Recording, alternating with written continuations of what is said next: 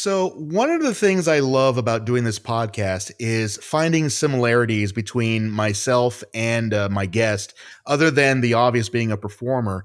And since you've already alluded to it already, I might as well just go for it. You and I both also share a love of professional wrestling. And Hmm. you also were actually involved in the pro wrestling business for a time. Can you talk about what exactly you did and how that experience was for you? Yeah. I actually still am a part of the pro wrestling business. It's been 19, a little over 19 years now. Actually, I started in wrestling about 6 months before I took my first improv class. So earlier, I talked about my mom's father, my grandfather, who was a singer, because that's where the music and all the performing came from. Well, my dad had a father too, and he was a wrestling fan. My earliest childhood memories were going to my dad's parents' house because they lived like 5 minutes down the road from us.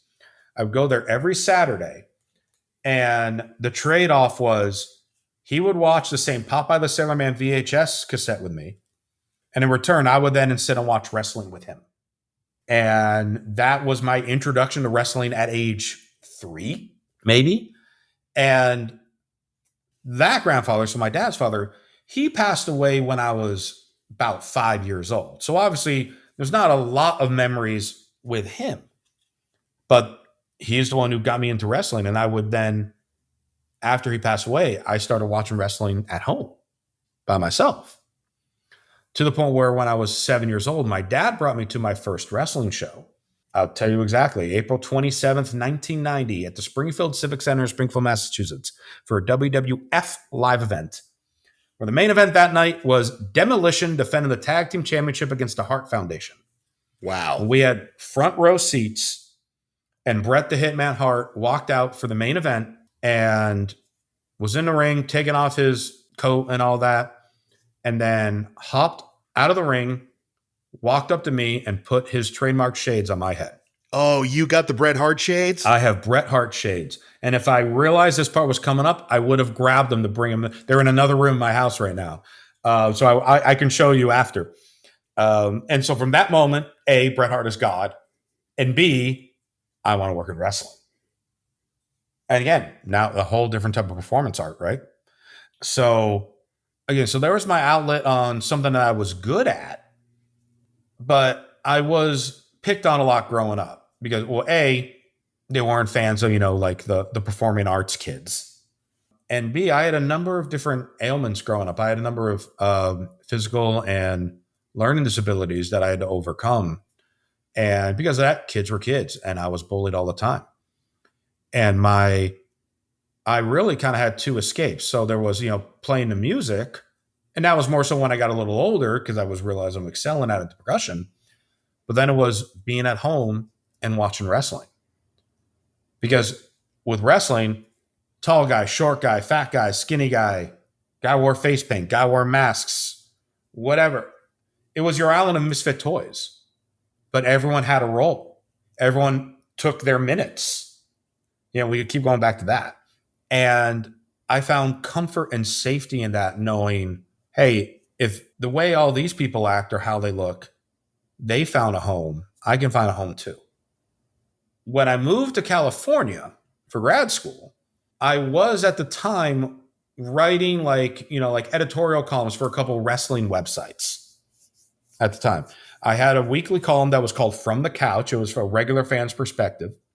And little did I know, one of the websites that I posted a column on, the guy running that website lived not far from where I was going to grad school. So I got to meet up with him in person, and he was doing some videos for his website. Now, this was pre-YouTube. You might have not been born yet. I don't know, but this is pre-YouTube. So the videos were just on his website. I made one video on his website. And then I got an email from a wrestling promoter out here. I'm starting a wrestling company, and I want you to be one of my commentators. And of course, at that point, I thought, this is it. This is my big ticket. Watch out, WWE. Here I come. The show was in front of 26 people. And as crazy as that was, I loved every second of it. because like, oh my God, I'm doing this.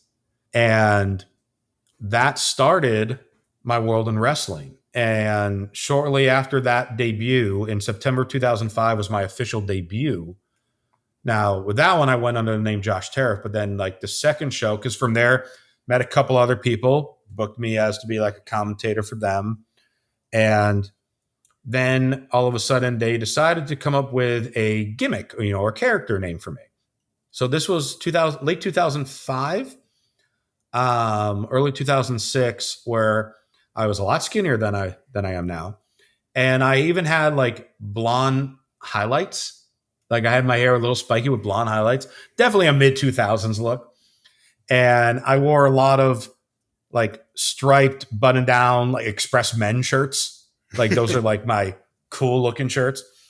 And for this guy who was running one of these shows, his name is Chris Kloss, is his name that that he was known by. I reminded him of the baseball analyst Chris Rose, who at the time was the host of, there was a show called The Best Damn Sports Show, period, with Tom Arnold. And he was the host of that show. But apparently my look reminded him of that.